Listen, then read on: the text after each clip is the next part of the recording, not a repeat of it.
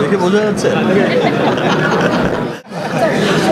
একটা সিনেমা বানাতে, যে সিনেমাটা যেমন করে হঠাৎ করেই বদলে গেল তামিলের সিনেমা, হঠাৎ করেই বদলে গেল মালায়ালাম সিনেমা, হঠাৎ করেই মুম্বাইয়ের সিনেমা চেঞ্জ হয়ে গেল। আমরা দেখলাম যে হালেই সবাই, রাফি, রনি, শাকিল ভাই, দাদা, সবাই মিলেই কিন্তু এই যে স্বপ্নটা দেখেছে, আমি ডে ওয়ান থেকে আমার কাছে যেটা মনে হয়েছে, ইয়েস আমি এটার সাথে থাকতে চাই, আমি খুব হ্যাপি হব এটার সাথে থাকতে পেরে।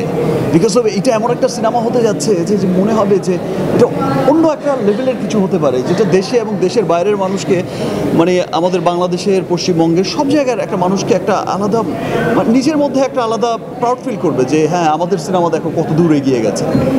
যিনি আমেরিকায়, নর্থ আমেরিকায় বসে আছেন তার কাছেও ভালো লাগবে, যিনি ডাবলিনে বসে আছেন, যিনি ইংল্যান্ডে বসে আছেন তার কাছেও মনে হবে, তিনি তার ইংলিশ ফ্রেন্ডকেও বলতে পারবেন যে দেখো আমাদের সিনেমা কত দূর এগিয়ে গেছে। ঈদেও আমরা দেখেছি আসলে এই যে ভালো সিনেমার, যে মানুষ ভালো সিনেমা দেখতে চায় এবং ভালো সিনেমা দেখার জন্য যে অধীর আগ্রহে বসে থাকে, সেটা যাত্রাটা আমি দেখেছি যে গত রমজানের ঈদ থেকে শুরু হয়েছে, তপুর একটা সিনেমা রিলিজ হয়েছে, সেটা এসে তুফান আকারে রূপ নিল রাফির সুরঙ্গ, হিমেলের প্রিয়তমা, সেটা এসে তারপর থেকে যে জোয়ারটা বইছে, সবার মধ্যে একটা কম্পিটিশন তৈরি হয়েছে, যেটা আমরা এক সময় শুনতাম হয়তো, যেটা এখন বলিউডে হচ্ছে, যেটা এখন তামিলে হচ্ছে, যেটা হলিউডে হচ্ছে, পুরো উন্নত ফিল্ম ইন্ডাস্ট্রিগুলোতে হচ্ছে, যে ভালো সিনেমা বানানোর একটা কম্পিটিশন।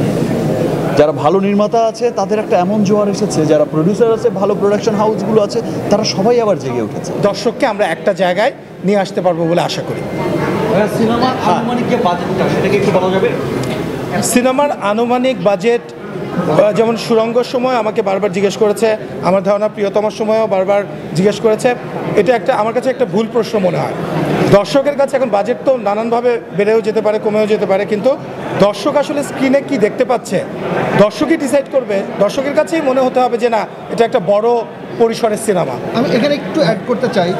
প্রথমত বাজেট এটার নাম্বারে কিন্তু কখনো আসলে বলা যায় না, কারণ একটা নির্মাতা তার পুরোটা নির্মাণ করতে গেলে সে যে স্ক্রিপ্ট ভাবছে, সে যে অ্যারেঞ্জমেন্ট ভাবছে, এটা পুরোটা নির্মাণ করতে গেলে যেই বাজেটটাতে সে স্যাটিসফাইড হয় একটা ভালো নির্মাণের জন্য, সেটাই সেই সিনেমার বেস্ট বাজেট। সো একটা সিনেমা থেকে আরেকটা সিনেমার বাজেট বেশি কি কম এটা কিছু আসলে ম্যাটার করে, গল্পটাকে এটা আমার কাছে মনে হয় যে এটা বলতে কিন্তু আমরা আসলে বুঝি শাকিব খানকে, এবং এখানে এই যে সিনেমার যে জোয়ার, এটা নতুন করে কিন্তু আবার শুরু হয়েছে কোয়ালিটি সিনেমার জোয়ার বাংলাদেশে, এটা আমরা জানি। তো সেখানে এটা একটা বিগ ভ্যালু এডিশন করবে।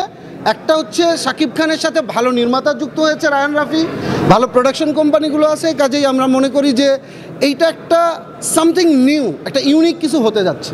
সো এই ইউনিকনেসটাই আসলে এই সিনেমার সবচেয়ে এক্স ফ্যাক্টর, যেটা আসলে দর্শকের কাছে একটা উন্মাদনা সৃষ্টি করবে, একই সাথে প্রত্যেকটা মিডিয়ামে এটা উন্মাদনা সৃষ্টি করবে, এটা আমি মনে করি।